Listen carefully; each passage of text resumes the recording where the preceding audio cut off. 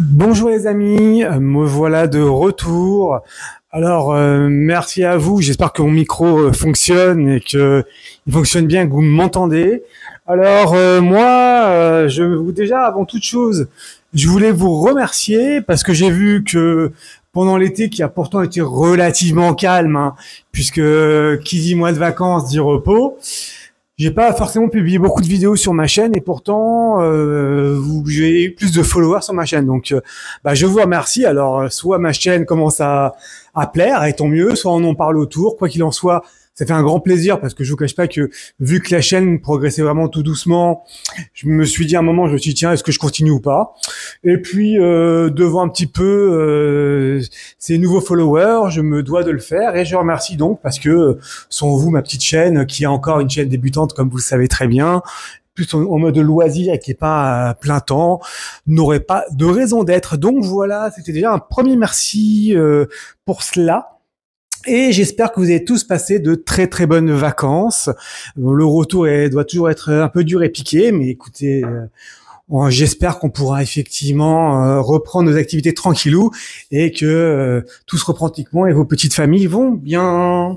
On va commencer tout de suite dans le vif du sujet en attaquant direct avec l'autre banger de saison. Alors après Tugen Enki, ma précédente liste, et Clévates, pour lequel je trouve que c'est une excellente série.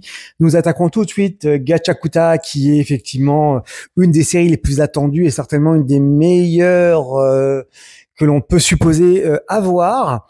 Où bon, comme d'habitude, hein, on est sur une histoire de riches dans une île dans les cieux. Au sol, il y a une ville pleine d'ordures.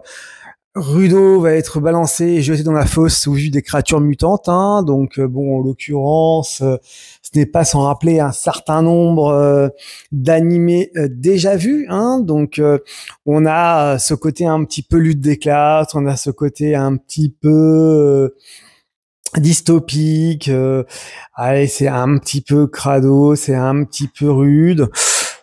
Sincèrement, je suis remis à jour, hein, parce que pendant l'été, j'ai fait le choix de ne pas regarder les animés non plus. Les 8 premiers épisodes, bien effectivement, au début, j'avais vraiment, je craignais que ce soit vraiment très lent. Il faut admettre que c'était rudement efficace, c'est-à-dire que c'est progressif, ça avance bien. On est sur un personnage principal très intéressant, des petits personnages alentour pas mal, une petite ambiance pas désagréable. Donc effectivement, très très bonne série que je ne saurais ne pas vous recommander, ce serait une aberration. Dans un tout autre registre, nous avons Bad Girl, qui est un animé un peu school life, où une nana va prendre comme idole une nana qui est un peu rebelle et décider de devenir rebelle comme elle afin de se faire remarquer dans les bahuts. Or moi, je pose ça là, sincèrement, moi, ça m'intéressera pas, mais je dis que peut-être ça peut intéresser le public, donc pourquoi pas. Dans la même veine, nous avons Turkey, Time to Strike. Alors, je pose ça là, pareil, School Life. Par contre, côté sympathique, c'est que c'est tellement rare. C'est un animé spécifique sur du bowling, un groupe de copines qui jouent au bowling dans le club de bowling du lycée. Et donc, voilà, petite mésaventure. Or franchement, ça peut être sympathique, ne serait-ce que parce qu'il n'y a jamais d'animé sur ce sujet-là. Donc j'ai jeté un œil par curiosité.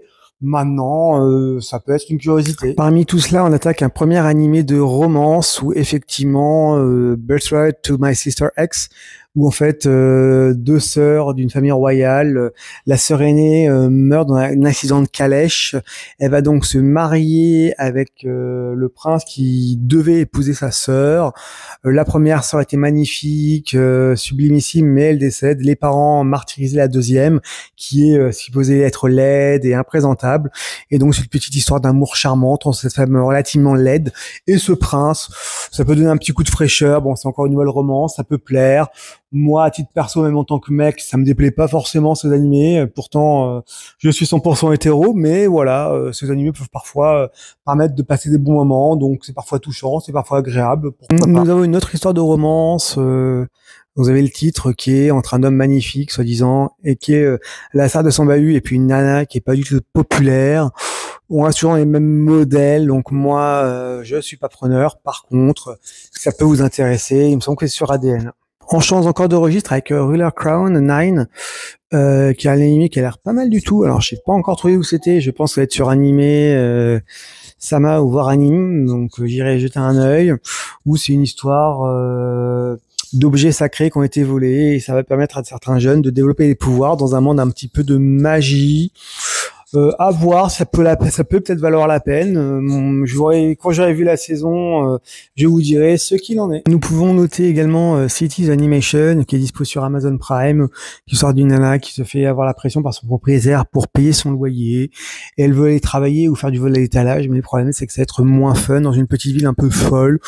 Un animé un peu déjanté, je pose ça là parce qu'apparemment j'ai pas mal de monde qui me l'a demandé. Nous enchaînons avec des séries où je ne sais pas trop ce que je peux vous dire. Donc on a Captivated by You, où c'est l'histoire d'un lycéen qui se retrouve avec un lycéen qui est pas forcément très aimé par les gens et ils vont sympathiser. On va voir l'histoire de de cette amitié naissante. Alors je sais pas s'ils vont pas nous sombrer en histoire homme aime autre homme dans ce genre-là.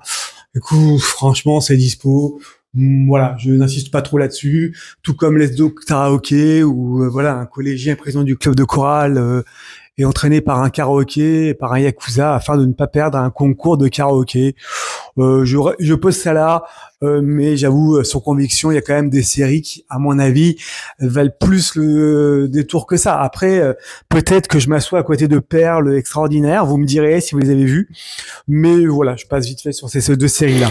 Je pose ça là aussi, nous avons Water Icons, Is About to Collapse, où un homme qui protégeait sa sœur énormément avec une copine d'enfance. À un moment, sa copine d'enfance est devenue un petit peu folle à casser les jardins de ses parents parce que vraisemblablement il ne s'occupait pas assez d'elle.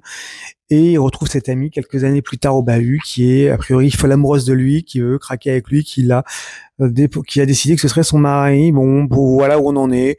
C'est un peu sexy, il y a des scènes un petit peu gênantes. On aime ou on n'aime pas, mais je sais que ça peut plaire à un certain public, donc également, je me devais d'en parler. Nous avons également ici là une petite surprise qui m'a l'air remarquable. Moi, je pose ça là parce que pour le coup, j'ai trouvé ça plutôt pas mal pour ce que j'en ai vu.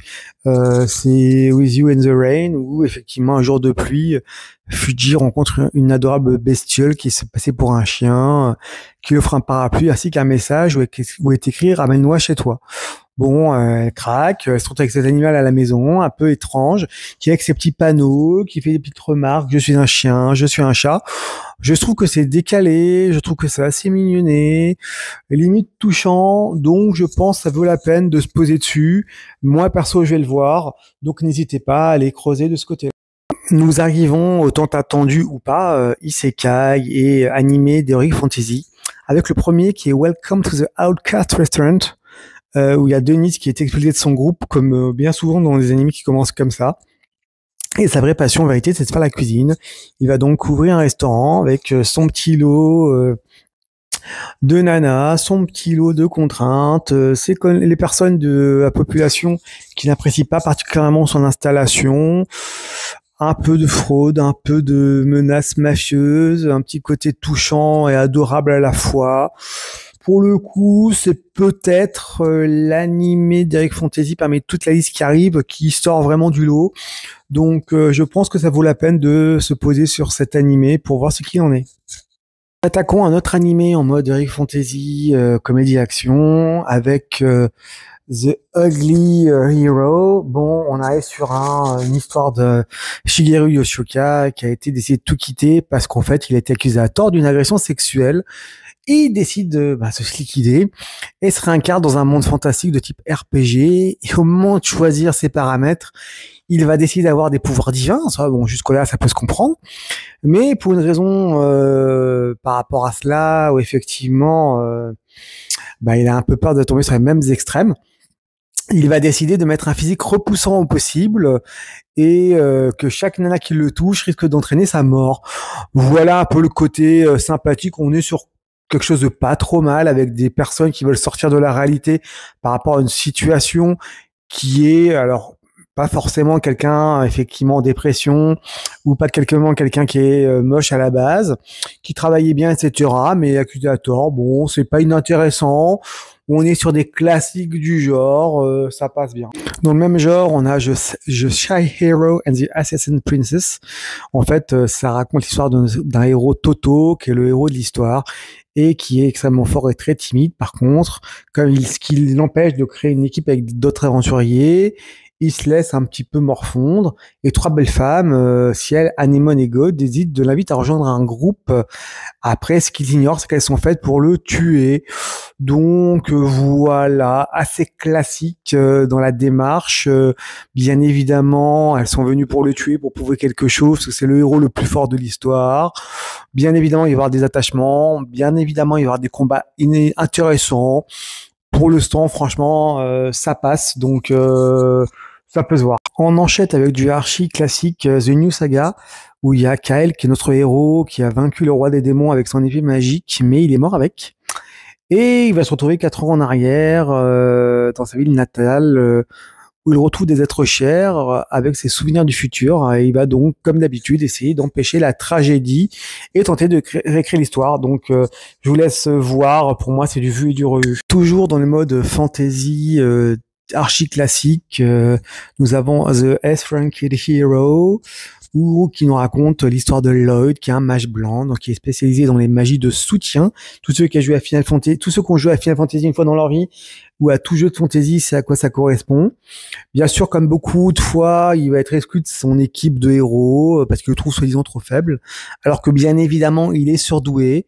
On a déjà vu pas mal la saison précédente, donc voilà, toujours la même tête de héros, toujours les mêmes histoires. Il va se retrouver avec une équipe de femmes, il va avoir son petit harem. Voilà, il est persuadé d'avoir aucun talent. Bon, voilà ce que je peux vous dire là-dessus. Étant donné que j'ai été bercé par les animés de fantasy, je vous en parle parce que j'aime beaucoup ces animés, parce que j'ai été un de ses fans. J'étais un rôliste par le passé, avec les Shukoden et les Final Fantasy et autres références du genre, les Tales of et j'en passe et des meilleurs, Grandia, et etc., etc. Donc voilà, je me suis fait à un moment, je me fais beaucoup d'RPG, donc je crois que je me suis fait tous les RPG de la PS1 et la PS2 qui sont sortis, donc à l'époque. Donc voilà, moi, alors l'animation est belle, visuellement c'est effectivement pas mal. Par contre, bon, c'est du déjà vu et le côté harem, moi perso, j'en ai un peu marre. Mais je donne quand même l'animé. On finit avec The Water Magician. Donc en fait c'est Ryo qui est notre héros, qui effectivement s'est réincarné dans un monde. Il pensait avoir un petit peu la paix, mais finalement, comme bien souvent dans les animés de ce genre, il va être over-cheaté. Et effectivement, il a survécu pendant 20 ans dans le monde hostile, est devenu l'un des magiciens les plus puissants, et du coup, il va vivre ses aventures d'animés classiques de RPG, voilà. Pareil, j'aurais dit même cause, mêmes effets que les précédents. Je vous en dis pas plus, mais voilà, peut-être ça peut être intéressant. J'ai tenté d'être le plus exhaustif possible, donc j'ai fait un tour d'animé. Alors, il n'est pas exclu que j'en ai oublié un certain nombre, parce que c'est une certaine liste que j'avais préparée avant les vacances, donc que je n'ai pas pu faire. Donc, désolé d'avoir pris le temps. Je pense que ça arrive un peu trop tard, puisque les animés de l'été sont quasiment tous sortis, avec notamment les suites très intéressantes que vous pouvez voir également pour Kaiju numéro 8, pour The Rising of the Child Hero, pour I Was Reincarnated as the Seventh Princess, bien sûr Damdadan, Sakamoto Days, bien évidemment. Donc il y a bien évidemment toutes les suites que je n'ai pas posées là, parce qu'effectivement j'étais plus pour aborder des animés que je n'avais pas eu le temps d'aborder avant les vacances. Alors c'est peut-être un peu trop tard par rapport à la line-up de l'été, j'en suis désolé. Mais voilà, entre le montage, le taf, le quotidien, j'ai pas pu me focaliser plus là-dessus. Donc j'espère que la vidéo ne sera pas trop pénible. J'espère que mon micro fonctionne et que vous avez un bon son, puisque là, n'hésitez pas à me faire un retour. Si certaines de ces séries vous intéressent, vous n'êtes pas d'accord de mon avis ou que vous avez votre avis sur ces sujets, n'hésitez pas à commenter ma vidéo. Je serai ravi de les lire, voir et d'y répondre. Si vous avez également des animés que vous voulez que j'aborde sur cette chaîne dans les prochaines vidéos, N'hésitez pas à en parler. Soit je les ai vus et je pourrais vous en parler, soit je les ai pas vus, je les verrai, ou enfin, on verra ce qu'on peut faire. N'hésitez pas, parce que cette chaîne vit également grâce à vous aussi un petit peu. Ça reste un petit loisir, mais voilà. Donc des personnes suivront ma chaîne, n'hésitez pas, ça me fera toujours plaisir. Et puis n'hésitez pas à partager si ça vous plaît, à mettre des likes si ça vous plaît. Et puis bon courage à vous pour les retours de septembre, parce que je pense que la réalité est difficile. Allez, courage à tous.